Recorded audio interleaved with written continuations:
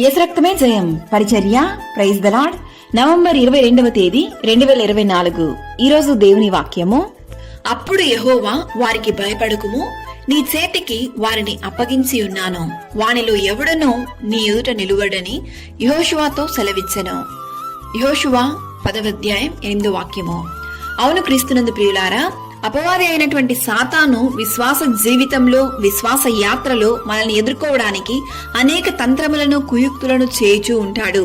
శత్రువు అయినటువంటి సాతాను అన్ని వైపులా మనలను తరుముచు నిందలను, అవమానములను, రోగములను, ఆర్థికపరమైన ఇబ్బందులను, లేమి, శోధనలు, ఇలా ఎన్ని విధాలుగా మనల్ని కృంగదీయగలడో అన్ని విధాలుగా తరుముచున్న సమయంలో యెహోషువతో దేవుడు చేసిన ఈ నిబంధనను జ్ఞాపకముంచుకొనుము.